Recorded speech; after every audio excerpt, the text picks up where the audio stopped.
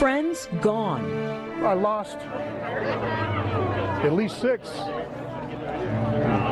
that I've worked with for years. Neighbors who will be missed forever. I know it will never be another Joshua. I thank God for that because he was unique and I love him. And a baby now without a mother. It couldn't have been easy, saying goodbye to the baby yesterday morning. And she was just in there yesterday afternoon doing her work. We continue to learn more about the victims taken so tragically. Tonight, the reality is setting in. 12 lives taken in what the mayor calls Virginia Beach's darkest hour. Thank you for joining us. I'm Nicole Livas. We are now getting a clearer picture of what happened inside Municipal Center Building 2. Now the FBI is in charge of evidence collection. Meanwhile, friends, loved ones, and strangers are dropping off mementos at what's now a memorial site. And we are hearing from more people who knew the victims. Let's honor their lives and take a look now at who they were. 12 are dead, 4 are in the hospital, 3 in critical condition, 1 is stable. And let's not forget there's one more family mourning tonight. The gunman's family released their first statement, posting this message on their front door. It says, in part, they're sending heartfelt condolences to the victims and their families. Dwayne Craddock, a longtime employee, is suspected of killing those 12 people. We will only show his photo one time tonight. The prayers and messages continue to grow at police headquarters in the Municipal Center. Adriana Dialba is live there tonight. Adriana? Stand by. Hi, Nicole. This has become a gathering place of sorts. Earlier this evening, we witnessed a powerful moment when strangers who came by began coming together to tell personal stories. This is how people in Virginia Beach are finding peace in the wake of this horrible tragedy. The memorial quickly grew outside of the Municipal Center. It may take us a while, but the city of Virginia Beach always comes ahead. We in Virginia Beach are a city of heroes. As the day turns into night, a glimmer of hope. The sun will rise again tomorrow. One of the men who came to the memorial tonight said he works in Building 2. He left work early yesterday, 45 minutes early, before the gunman entered the building. He is just one of the many people who shared their stories with us tonight. He said he knew 6 of the victims who died, and that's all for now. Back to you, Nicole. Adriana, thank you. A lot of groups are holding vigils, and right now there's a link to the city's website on 13newsnow.com. Well, rain couldn't keep people from coming together to pray in the parking lot of Regal Cinemas in Strawbridge. Joseph Scott said he wanted to see fellow city workers and share support. He told 13 News Now he's a longtime public works employee in Building 2 and knew many of the victims. He also knew the gunman. In fact, Scott says he left for the day just moments before the shooting on Friday and said goodbye to the suspect on his way out. As far as I know, I was probably one of the last people to talk to him. It was just a normal, hi, how you doing, have a good weekend thing, and I left. There was absolutely no sign of anything different about him. Scott asked people at the vigil to also pray for the gunman's family, saying they also need support during this time. 13 News Now's Jacqueline Lee spoke to one man who saw the chaos up close. She joins us now with his surreal story. Jacqueline? Nicole, Doug Erickson pulled right up to Building 2 to get some permits before heading into the weekend. And he said before he knew it, police rushed his car, used it as shelter, their guns drawn directly towards that building. It's more than 24 hours after that shooting, and he says he still can't get a hold of his car as the FBI and local law enforcement continue to process this crime scene. It's as overwhelming as it is hard to digest. I was sweating profusely, trying to understand why I wasn't there a minute or two earlier and could have been a victim. Just hope that there's a reason, a higher reason. And Erickson told me when he was in that post office and he spoke with city workers who said they were face to face with the alleged shooter, they didn't get shot, and they told him they don't know why. Live in Virginia Beach, Jacqueline Lee, 13 News Now. Well, a lot of you are asking what's going to happen on Monday when it's time for city employees to go back to work. Communications Director Julie Hill says city leaders are working on a plan. We are absolutely looking at some modifications of the schedule, but how we're going to work that out for the logistics of some of the essential services, that's the piece that we're going to work on. We'll have it out as soon as we can. And we will pass along those details as soon as the city releases the information. We are hearing from a neighbor of one of the victims. Joshua Hardy worked in public utilities for more than 4 years.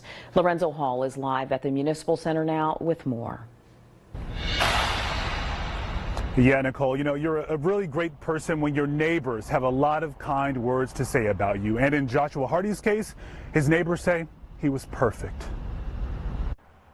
In this tight-knit community, people were focused on this house for hours, waiting to see the lights come on, a car in the driveway, to see their beloved neighbor, Joshua Hardy. Rosser says he'll make more of an effort to spread love, just like Joshua did. Keep being kind. God bless you, brother. God bless you, too. And Rosser goes on to say that Joshua loved his community and he loved children. In fact, he wrote a children's book to warn kids about strangers. I'm Lorenzo Hall, 13 News Now, Virginia Beach. Nicole, I'll send it back to you. Amazing story of love and respect. Thank you, Lorenzo. Virginia Beach City Public Schools wants people to wear blue on Monday. They posted this request on Twitter to honor the shooting victims. There are still a lot of questions that have yet to be answered, and still ahead, we look into the politics behind mass shootings.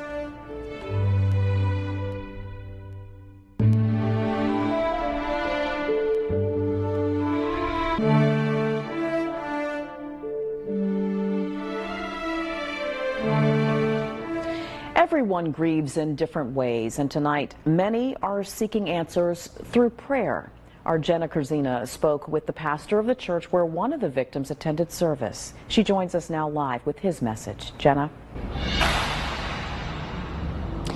The pastor of London Bridge wanted to offer support for both the community and the congregation because they lost someone very close to their church family, someone they knew very well, Herbert Sneeling, who many refer to as Bird, but tonight they wanted to remember the man that he was and what he was known for and how much he gave back to the community.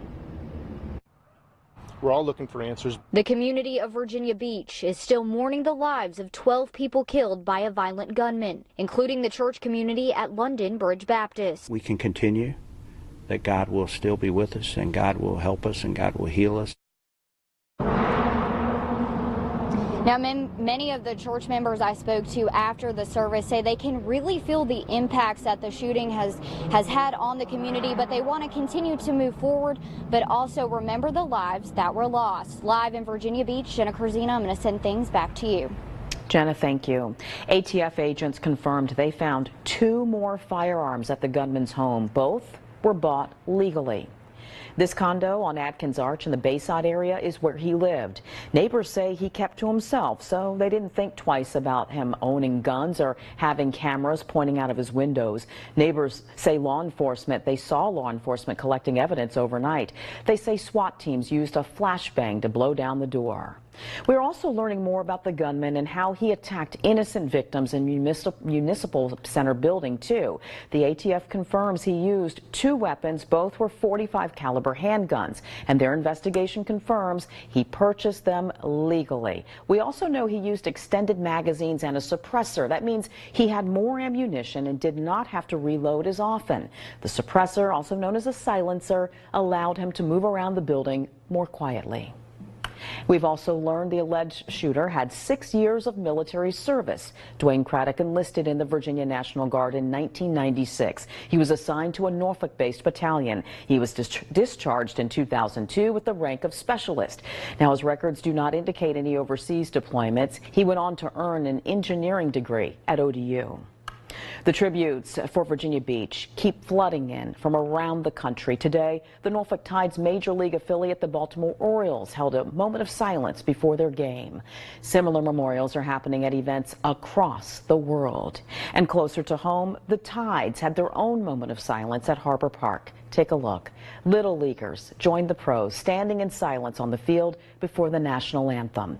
Emotional moments in Norfolk tonight. Good evening, everyone. We're watching a much quieter evening than we had yesterday evening across all of Hampton Roads, even through northeastern North Carolina. We had a couple of showers that moved through on radar, but that's not going to be the story, I think, through the rest of the evening. Let's go ahead, take a look at the past 3-hour loop. Into the mid-80s on Wednesday, upper 80s on Thursday, and middle to end of the week, that's when we're going to be watching another chance for some showers and storms.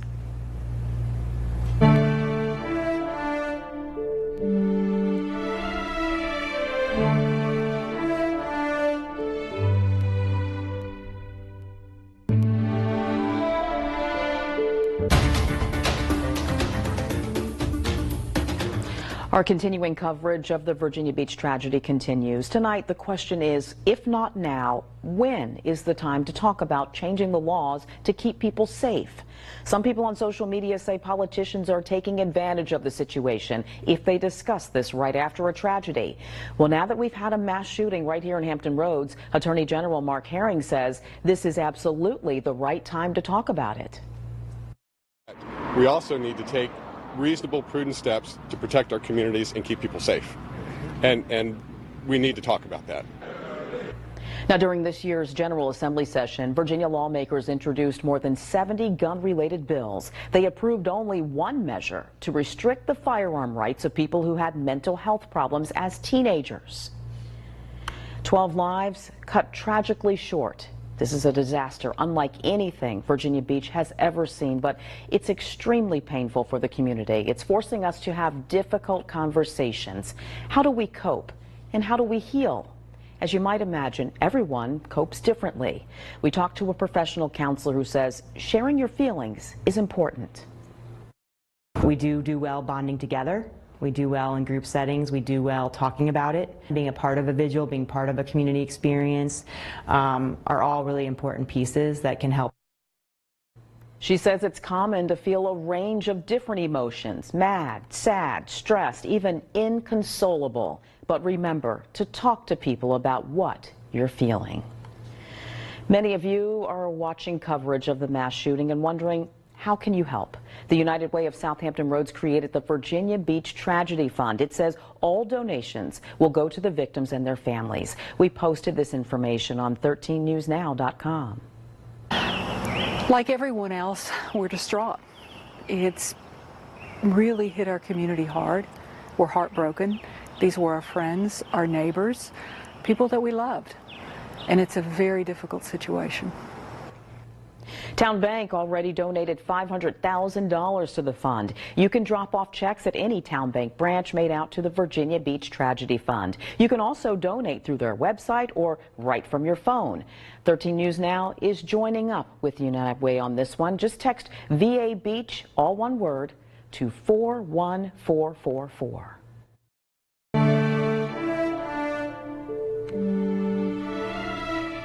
Tonight, the important thing is to remember the victims, the families, and the lives shattered by that senseless shooting.